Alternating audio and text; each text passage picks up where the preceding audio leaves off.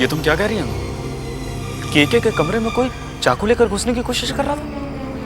हाँ अभी, ये तो अच्छा हुआ कि देव ने उसे देख लिया और वो शख्स भाग गया। कि बुआ जी ने देव की बात पे यकीन नहीं किया और उसे पागलपन कहने लगी, जबकि मुझे यकीन है कि वो चोर नहीं था। अनु, अगर वो आदमी चोर नहीं था तो कौन था वो?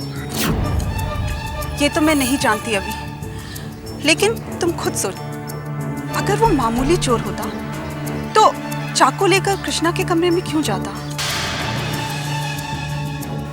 इसलिए वो जो कोई भी था, कृष्णा का दुश्मन था और कृष्णा को नुकसान पहुंचाना चाहता है।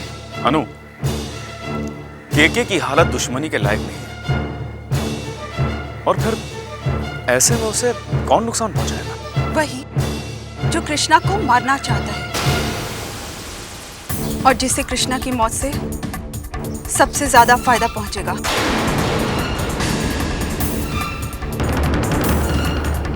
तुम्हारा इशारा कहीं... मेरा इशारा तुम अच्छी तरह से समझते हो अभी, पर अफसोस कि मैं किसी और को समझा नहीं सकती। और मैं खुद अपनी तरफ से पता लगाने की कोशिश करूंगा। तुम्हें जैसे ही कुछ और पता चलता है तो मुझे फौरन इन्फॉर्म करना, ठीक है? अच्छा अभी, मैं चलती हूँ। अपना ख्याल रखना।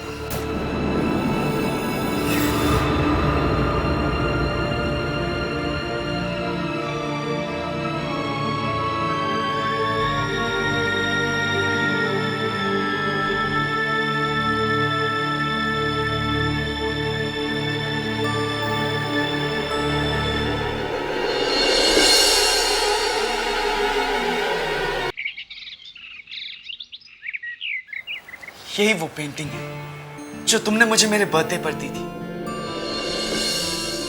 और ये पेन, ये भी तुमने मुझे गिफ्ट की थी। तुम्हें याद नहीं आ रहा? तुम यही रुकना, मैं एक और चीज लेकर आता हूं। हाँ, यही रुकना।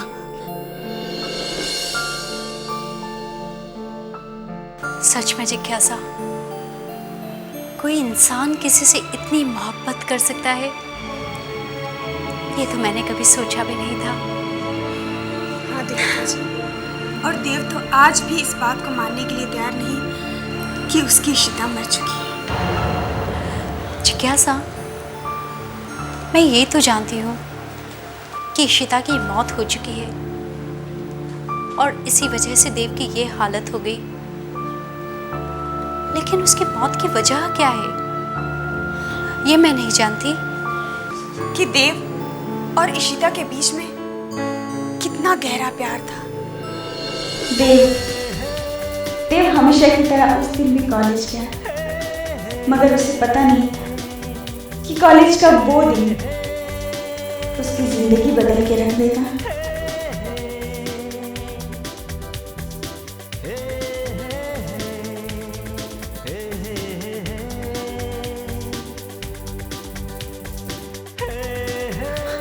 Damn it, ये हमेशा वॉइसमेल पर ही रहता है। अबे मिस्टर रॉक, तू जिंदा है कि मर गया? इडियट, कभी तो डायरेक्ट फोन रिसीव कर लिया कर। Call back.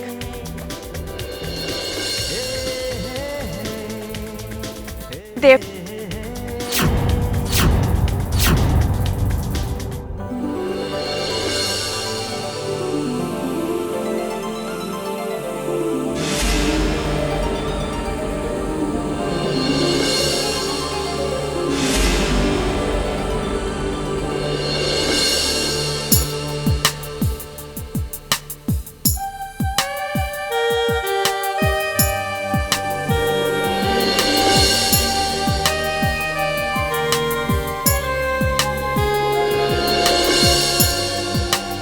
क्या? क्या तुम्हारा नाम ही देव है? यस। Any problem? या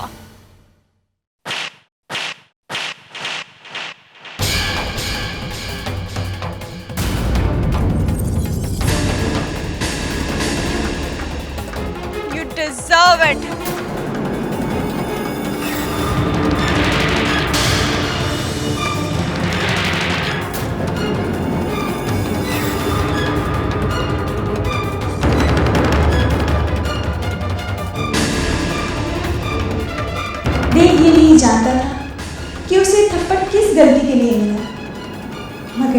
उसके लिए उस थप्पड़ को भूल पाना नामुमकिन सा हो गया।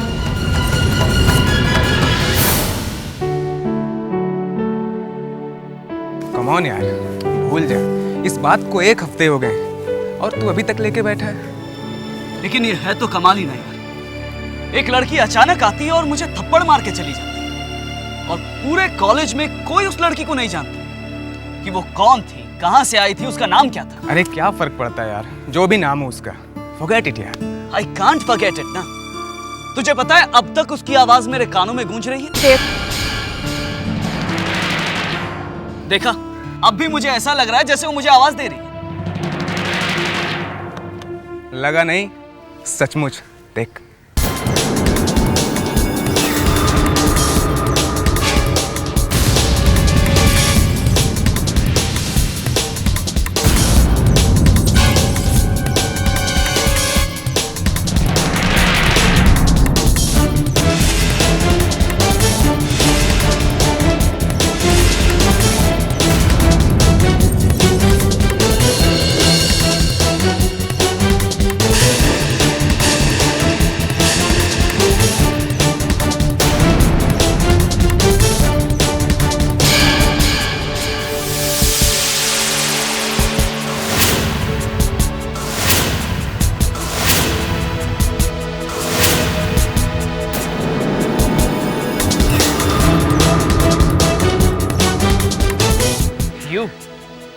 So do you want to hit me again? oh no, actually I'm sorry. वो मैं उस दिन वैसे तुम हर देव नाम वाले आदमी को मारती हो क्या? क्या नाम तो बस यूं ही एक फॉर्मेलिटी है तुम्हारे लिए? I'm really very sorry. Please forgive me. Actually it was a mistake. Mistake?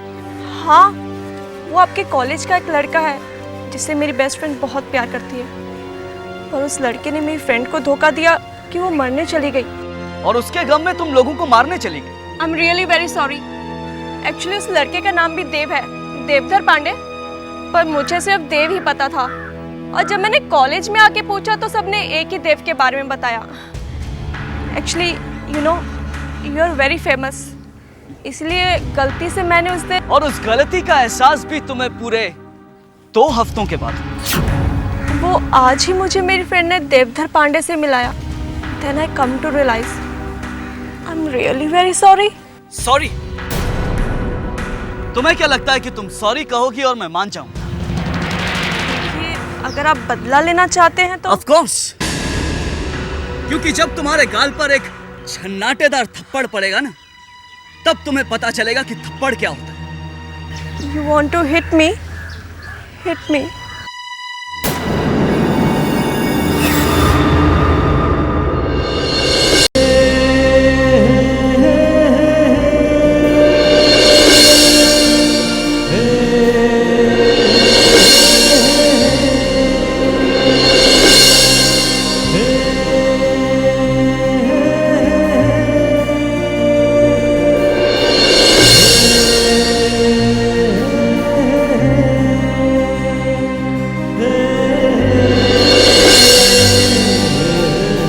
What happened? इतना प्यारा चेहरा, किस करूंगा तो भी निशान पड़ जाए, इस पर मैं थप्पड़ कैसे मार सकता? क्या? मुझसे दोस्ती करोगी?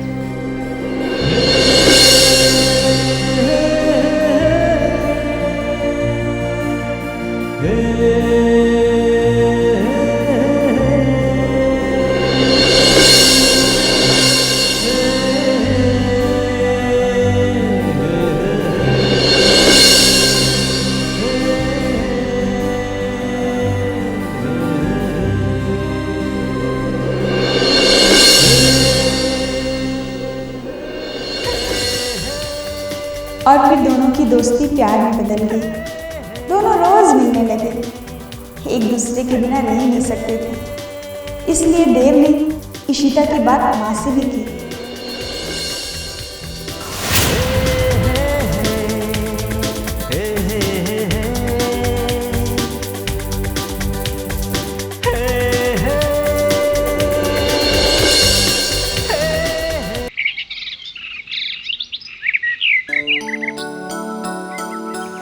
मॉम। क्या बात है देव? मॉम, आज आपकी सेवा करने का मन कर रहा है। सेवा? हाँ मॉम, इतने बड़े घर में आप अकेली दिन भर काम करती रहती है, मुझसे देखा नहीं जाता। समझ गई। पॉकेट मनी खत्म हो गई होगी आपकी, इसीलिए माँ को मक्खन लगा रहा है। नहीं नहीं मॉम, अब मैं इतना छोटा नहीं रहा कि ऐसी छोटी मोटी चीजों से खुश हो जाऊंगा। मॉम, अब मैं बड़ा हो गया हूँ और इसीलिए मैंने सोचा है कि मैं बहू लेकर आऊं। अच्छा, ये बात है। हाँ मॉम, और मैं ये सब करना चाहता हूँ सिर्फ आपकी सेवा करने की। अच्छा, अभी नाटक बंद कर, बता कौन है वो लड़की? लड़की? अरे वही जिसे तू मेरी बहू बनाना चाहता है। हाँ मॉम, उसका नाम इशिता है। मॉम, वो इतनी सुंदर है ना कि आप उसे देखेंगी तो बस देखते ही रह जाएंगे। बस बस, बहुत तारीफ हो गई उसकी। अब ये भी बता कि किस दिन मिलवानी ला रहा है मेरी बहू को? किस दिन क्यों मॉम, मैं आज ही उसे लेकर आता हूँ। यूं गया और यूं आया।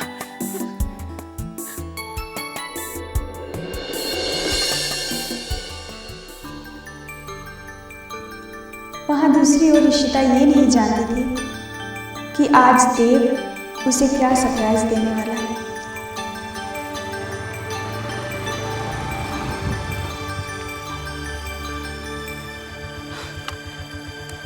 हाय देव, कहाँ रह गए थे तुम? कितनी देर हो गई, कब से मैं तुम्हारा इंतजार कर रही हूँ। मेरा इंतजार? तुम मेरा इंतजार क्यों कर रही थी? अरे भाई, मैं तुम्हारा इंतजार क्यों ना करूँ? आखिर दोस्त हो तुम मेरे। सिर्फ दोस्ती है ना। हाँ, चलो एक काम करते हैं, आज से मैं ये दोस्ती खत्म कर देता हूँ। तुम मुझसे दोस्ती खत्म करना चाहते हो, लेकिन क्यों? इस दोस्ती को जिंदगी भर चलाने के लिए शादी करनी पड़ती है। हाँ इशिता, मैं तुम्हें अपनी माँ से मिलवाना चाहता हूँ। मिलोगी मेरी माँ से? चलो।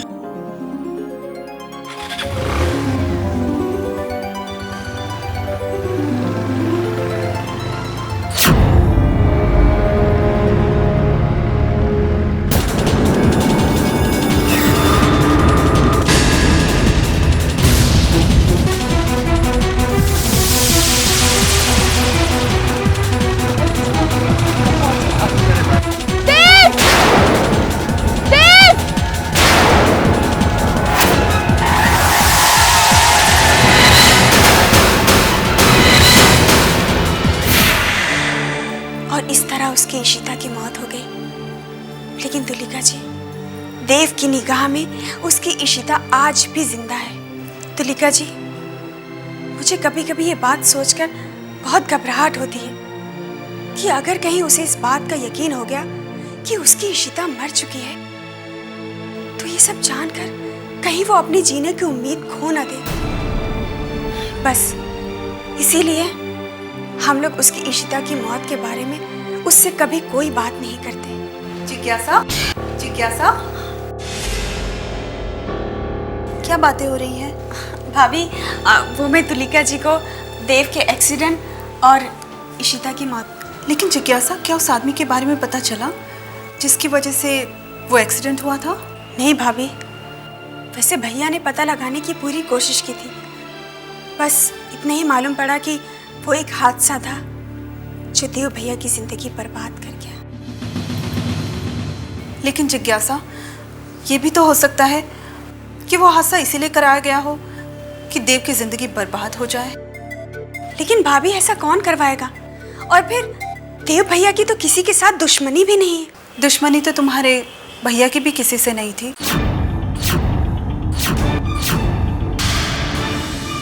लेकिन फिर भी किसी ने उनकी जान लेने की कोशिश की।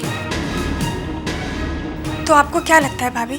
जिज्ञासा, मुझे लगता है कि देव के एक्सीडेंट में और कृष्णा के एक्सीडेंट में हो ना हो किसी एक ही आदमी का हाथ है।